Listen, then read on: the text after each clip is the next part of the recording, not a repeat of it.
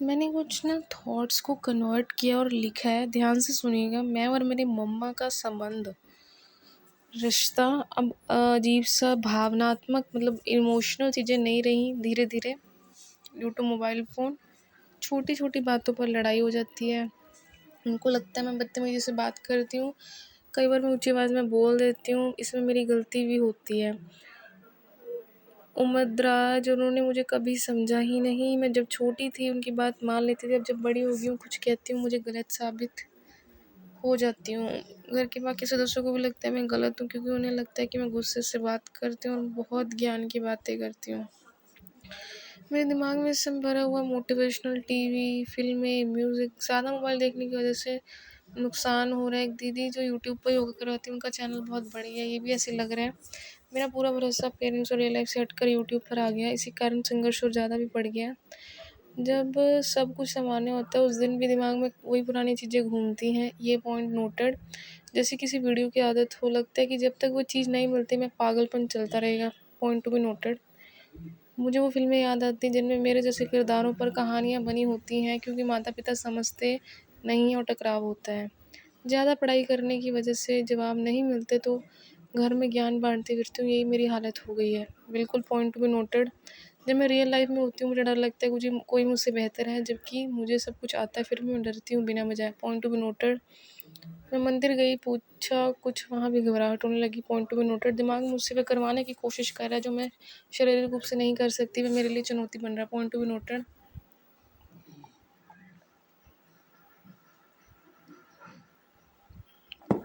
दिमाग के अंदर पुराने राज है, 1-2 भैया जिन्होंने नेगेटिव से पॉजिटिव की यात्रा की है, लेकिन मुझे उन पर विश्वास नहीं हो रहा वीडियोज़ की फॉर्म में। Point to be noted. दिमाग में लड़के के बारे में विचार आ रहा है कि शादी करनी चाहिए या नहीं, जो गंदी रोमांटिक वीडियो देखी थी बार-बार मुझे परेशान कर रही हैं। Point to be noted. पढ़ाई करते समय ये चीज़ें मुझे पता नहीं थी, लेकिन मोबाइल ने धीरे-धीरे मेरा ध्यान खींच लिया। Point to be noted. मैंने पढ़ाई को माध्यम बनाकर सोचा था, लेकिन ये चीज़ मेरी पढ़ाई को रिप्लेस कर देगी, ये मैंने कभी सोचा नहीं था। अब ना मेरा ध्यान पढ़ाई में लगता है, ना मेरा इंस्टीट्यूट में, मेरा ध्यान सिर्फ़ इन वीडियो वाले की ओर ही खींचता है। Point to be noted. सपनों की उलझन और अवचेतन की हलचल। सपनों की अनुभूति। सपनों में देखा स्कूल के पुराने दोस्त मिले, मैंने कुछ पूछा लेकिन जवाब नहीं मिला। एक होटल में धक्के खा रही हूँ, वहाँ मैनेजर की नौकरी, अजीब लड़कियाँ, कुछ समझ नहीं आ रहा। एक्टर भी सपने में आने लगे हैं, वे सेल्फी लेना चाहती थी और आज की सुबह बहुत डरावनी और घबराहट वाली थी। ये सब सपना है। मैं पढ़ी लिखी हूँ, आत्म स्वीकृति और ज्ञान का बोझ। मैं पढ़ी लिखी हूँ इसलिए मुझे इतनी सारी चीज़ें समझ आ रही हैं। अगर मैं पढ़ी लिखी ना होती तो शायद मुझे इतनी समझ ना ही आती। मुझे अपने आप को प्रूफ नहीं करना, लेकिन अपने परिवार को समझाना है कि जो मैं कह रही हूँ मुझे उसका अनुभव है। जब भगवान को नहीं तोड़ सकते तो फिर लॉजिक लगाना पड़ेगा और ये सारी बातों को तर्क और प्रमाण के साथ रखना पड़ेगा। Very important. हर दिल में एक उलझन है, हर दिल में एक उलझन है, हर सोच में एक सवाल। घर की दीवारें जब जवाब ना दें तो बाहर की आवाज़ लगती है कमाल। मम्मा की डांट, मम्मी का भरोसा, फिर भी मन खाली खाली है। यूट्यूब के गुरु बन बैठे भगवान और जीवन की असली क्लास खाली है। ज्ञान भी बोझ बन जाता है जब सुनने वाला ही कोई ना हो और मोबाइल का संसार लगता है जैसे असली खुदा वही हो। मैं जानती हूँ मेरा मन टूटा है, मेरी सोच बिखरी है, पर मैं वही लड़की हूँ जो दुनिया से टकरा सकती है। हर वीडियो, हर सपना, हर गाना मुझे बहकाता है, पर सच यही है मेरा अस्तित्व अभी भी मुझसे बात करता है। मैं खुद को समेटूंगी, हर हिस्से को जोड़ूंगी, अपने टुकड़ों से एक तस्वीर फिर से बनाऊंगी। ये कोई कविता नहीं है, ये पुकार है। मन की भीड़ में अकेलेपन का इजहार है, जहाँ रिश्ते सवाल बन जाएं और जब स्क्रीन में मिलें, वहाँ जीवन कहानी नहीं एक उलझा हुआ चित्र बन जाता है। जो तुम पढ़ोगे वो सिर्फ मेरी नहीं और उस लड़की की कहानी है जो अपने भीतर आवाज़ों से घिरे हैं। मम्मा कहते हैं मैं ऊंची आवाज़ में बात करती हूँ, गलती मेरी भी है, पर क्या वो समझते हैं दिल की धुन। घर के लोग कहते हैं मैं ज्ञान की बातें करती हूँ, क्या सोचने वाली लड़की बदतमीज़ होती है। जब छोटी थी हाँ कहती थी सबको, अब जब क्यों पूछा तो मैं ही गलत साबित हुई। पर सवाल ये नहीं कि मैं क्या कहती हूँ, सवाल ये है कि क्या मुझे कोई सुनता भी है।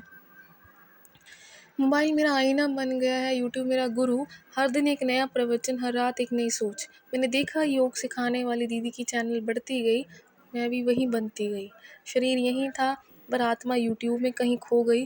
पढ़ाई छूट गई, सपना भी, माँ पर अब भरोसा नहीं रहा। एक क्लिक में जो ज्ञान मिला वही मेरा नया सच बन गया। हर किसी में खुद को देखती हूँ, हर कोई मुझसे बेहतर क्यों लगता है। ज्ञान है पर विश्वास नहीं, शब्द हैं पर चुप्पी गहरी। घर में गुरु कहलाने का ताना मिलता है, बाहर सीखने की चाह बदनाम हो जाती है।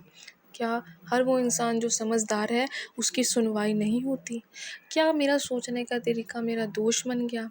मंदिर में सवाल पूछा, जवाब में गलती मिल गई, मन को शांति नहीं संदेह मिल गया। पुरानी बातें दिमाग में गूंजती हैं, जैसे कोई अदृश्य शक्ति कुछ करवाना चाहती है। एक समय था भक्ति शांति देती थी, अब वो भी डराने लगी है। क्या ये सच है या दिमाग का जाल? क्या भगवान भी अब सवालों से नाराज?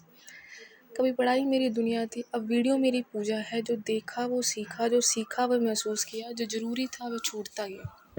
इंस्टीट्यूट में अब मन नहीं लगता, यूट्यूब वाले गुरु बुलाते हैं। क्या ये असली शिक्षा है या भटकाव की कहानी है? सपनों में दौड़ती हूँ, सवाल पूछती हूँ, कभी कोई जवाब नहीं मिलता। होटल, भीड़, चेहरे, सब कुछ भ्रम जैसा। सपनों के एक कोने में मैं जवाब मांगती हुई।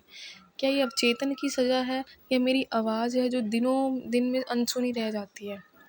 ज्ञान है पर सम्मान नहीं, तर्क है पर सुनने वाला नहीं। मुझे खुद को साबित नहीं करना, मुझे बस ये दिखाना है जो मैं कहती हूँ मैंने जिया है। पर जब परिवार भरोसा ना करे और भगवान चुप हो जाए जब परिवार भरोसा ना करे और जब भगवान चुप हो जाए, सोचती हूँ क्यों नहीं कोई सुनता। पर फिर समझती हूँ शायद मैं ही बहुत ज़्यादा सुनने लगी हूँ, सोचने लगी हूँ। जब घर सवाल करे और जवाब बाहर मिलने लगे जब घर सवाल करे और बाहर जवाब मिलने लगे तो इंसान अपनी जड़ों से कटने लगता है। जब मोबाइल ज्ञान का स्रोत बन जाए और किताबें एक बोझ लगती हैं, जब सपनों में भी शांति ना मिले तो जागी हुई आंखें भी डराने लगती हैं। ये कहानी सिर्फ मेरी नहीं ये कहानी सिर्फ मेरी नहीं, हर उस लड़की की है जो सवाल करती है, जो खुद को साबित नहीं करना चाहती, बस समझाना चाहती है। अगर तुम ये पढ़ रहे हो तो समझो तुम अकेले नहीं हो। Thank you so much.